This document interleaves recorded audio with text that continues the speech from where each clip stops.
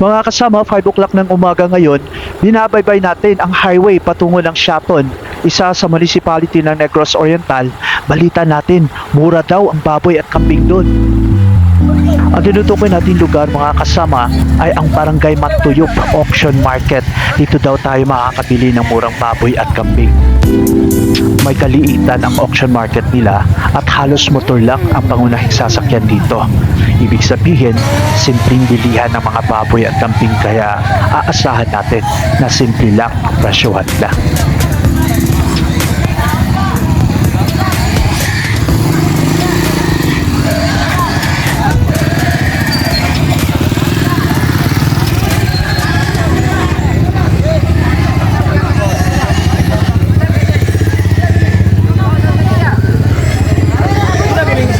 Kung napapansin niyo mga kasama, nakasako ang karamihang binibentang baboy nila dahil na rin sa pinagkakargahan nila, motor o habal-habal.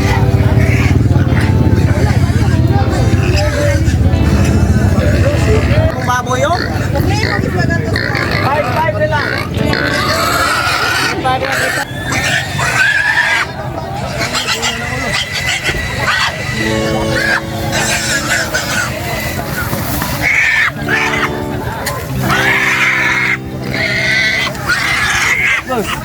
さっきパッケよね。あ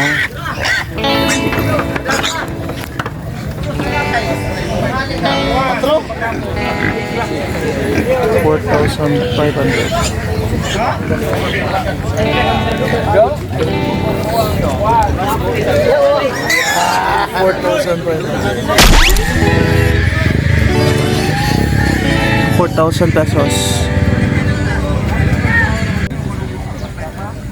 Mga kasama, may nakilala tayong komprador ng kambing dito, dinadala pa sa Dumaguete ang nabili nila. At kung nakikita niyo itong bata sa murang edad, alam niya kung anong hanap buhay ng kanyang mga magulang at tumutulong.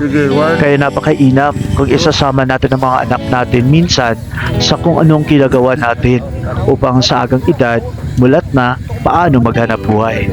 Inuunti-unti natin silang ititrain para pag sila na may alam. Itong tatlong kambing na ito mga kasama ay nabili nila ng 7,000 pesos. Lumalabas na 2,500 pesos bawat isa sana. Ngunit natawaran nila ng 500 kaya 7,000 pesos na lang ang nabayaran. Introducing habal-habal ng Siaton mga kasama. Pwede po dito sumakay ang 8 na tao. Ngunit sa ngayon, kargahan ng baboy at kambing muna.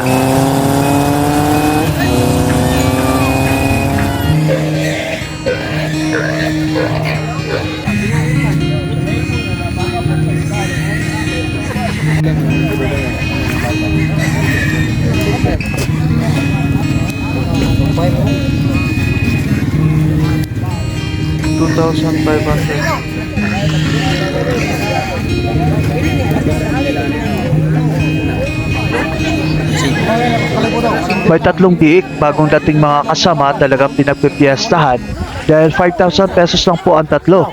Pwede na po itong litsunin bagamat po nasobrahan sa tali ang mga paa at ayaw na tumayo. Siyempre, hindi na po pwedeng alagaan kaya binibenta na lang ng 5,000 ang tatlo.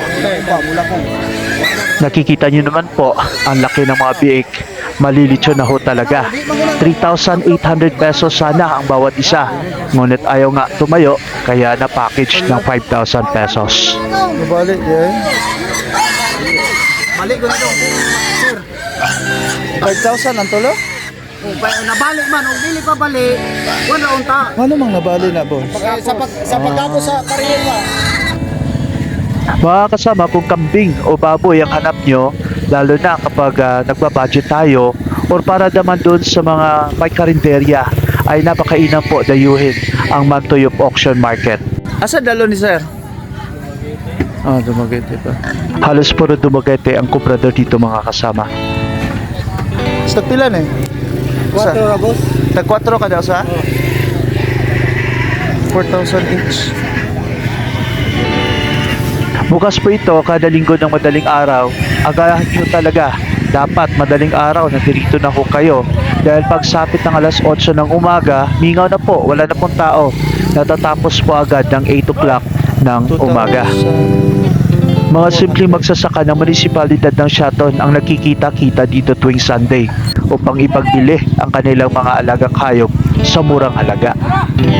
Kung nais yung pumunta dito, kung magagaling kayo ng Dumaguete City, halos 1 oras lang po ang biyahe. Halos nasa proper ng Shaton ang auction market na ito. Ipagtanong nyo na lang po kapag nasa Shaton na ho kayo at ituturo naman sa inyo. Napakadaming kambing po talaga dito mga kasama sa murang halaga. Napakapayak ng sistema. Napakasimple po.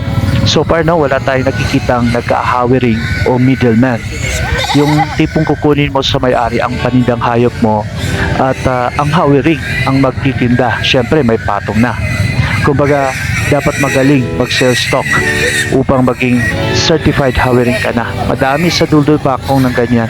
Kaya dapat magaling ka rin tumawan. Eto na naman mga kasama, weakness ko talaga pag may makita akong bata na nagtitinda. Sana lahat ng bata na nagsusumikap ay magtatagumpay sa buhay. Hey, madam. 5,500.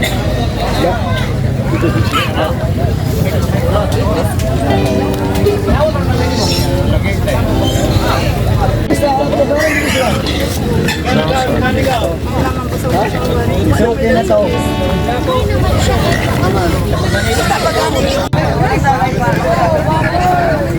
Tira. 26 sinidya, 23 sinidya. Okay, ilan yung baboy? Di madala na duha.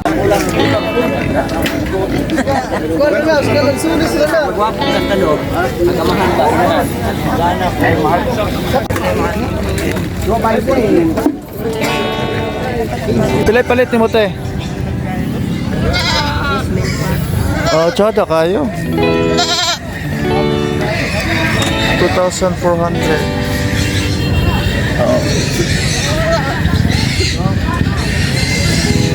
Na kay batunan te. Pasak-pasak wala ka. Bayi. Pila na imong dako te? Kani? 4,000 Pila sana.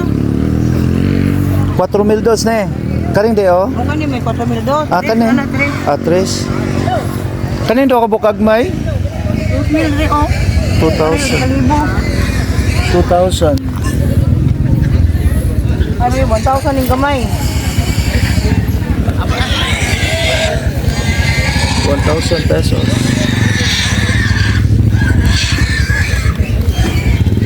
Puro litsunin ang nakikita natin dito mga kasama dahil isa sa mga dahilan na nakikita natin ay napakamahal ang feeds. Mas mahal pa sa bigas. 2,000 plus ang isang sakong feeds ngayon. Halimbawa, kung may 10 biik kang inaalagaan, naku po, kukulangin ang isang sako sa isang linggo. Sa ngayon po, November 13, 2023, ang bilihan ng live weight na baboy, as in buhay na baboy, ay 180 pesos per kilo. Kung karne na, yung nasa palengke, 290 pesos per kilo. Halos mag 300 pesos na ang kilo. Ay naku po, kung kayo, patamad-tamad, patapulan-tapulan, ang mahal ng bilihin, kung dili mo maning kamot, dili mo kakauno karne. Ito yung sinasabi ko kanina mga kasama, sako ang lagayan ng baboy. Nilalabas naman ang uso upang makahinga at gamit ang motor. Sa ganitong paraan po, napaka-practical at tipid sa gasolina at oras. Alright mga kasama, kung nais po makapanood ng ganitong klaseng video tungkol sa kahayupan at iba't ibang livestock market sa buong Negros Oriental at syempre updated na mga presyohan, ay huwag niyong kalimutang i-click ang subscribe button na nasa baba. Ayan o, parang ganito lang, at i-like and share. At syempre, scroll down nyo na lang ng konti at mapanood ang more than 50 videos na na-upload na natin at malaman nyo bakit dinarayo ang Negros pagdating sa livestock product.